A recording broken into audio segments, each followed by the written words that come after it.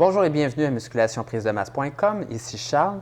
Et aujourd'hui, ce qu'on va faire, c'est qu'on va recommencer à répondre à des questions des membres. Mais juste avant, j'aimerais vous remercier pour toutes les personnes qui ont pris des plans alimentaires. Jusqu'à présent, on a été débordés dans les dernières semaines de faire des plans alimentaires.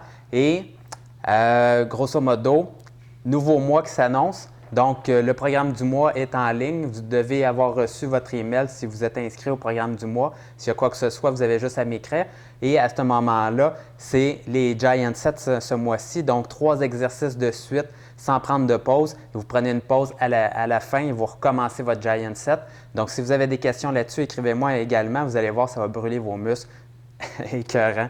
Donc, aujourd'hui, ce qu'on va faire, c'est qu'on va répondre à la question de Gabriel, 17 ans, qui vient de Québec et qui a 3 ans d'expérience en musculation.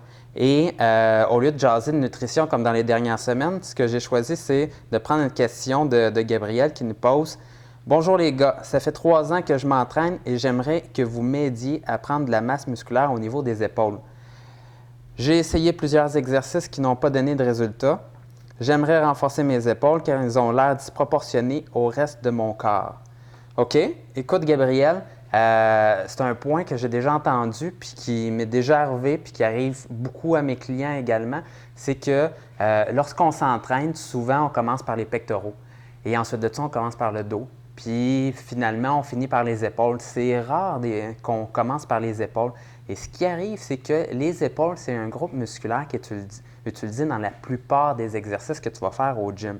Donc, tous les exercices où tu pousses, tu vas utiliser le devant de l'épaule, par exemple, le solliciter. Donc, au bench press, tu vas utiliser les épaules. Lorsque tu tires comme ça, tu vas utiliser les épaules.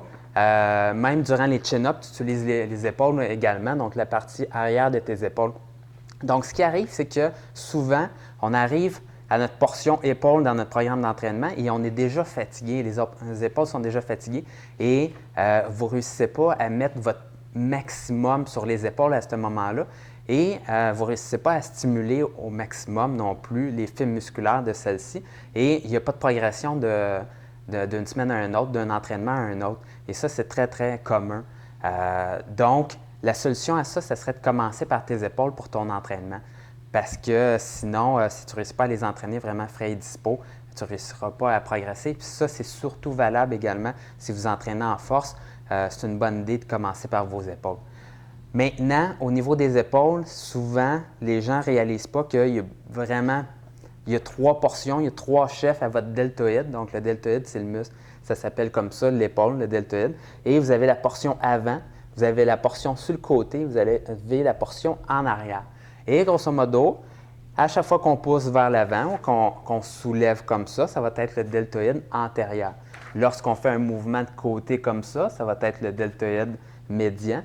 Et lorsqu'on fait un mouvement vers l'arrière comme ça, ou des fois on est comme ça et on tire comme ça, à ce moment-là, ça va être le deltoïde postérieur. Donc, comme je disais, tous les mouvements de traction, deltoïde postérieur, question, si on pousse vers le haut comme ça, c'est le deltoïde médian qui travaille principalement, à part si on ramène nos bras vers l'avant et on pousse comme ça, on va travailler plus le devant de l'épaule. Donc, c'est important, si tu veux avoir des bonnes épaules puis les développer, de travailler chacun des chefs. Et si tu fais juste les travailler avec tes exercices de bench press, avec tes chin-ups, tu vas avoir un développement de tes épaules, mais ça ne sera pas à 100 %. Donc, si tu as un problème à ce niveau-là, fais une phase pour tes épaules. Mets-la au début de ton entraînement pendant à peu près 6 semaines, ça devrait les aider grandement. Et ce que vous allez faire à ce moment-là, c'est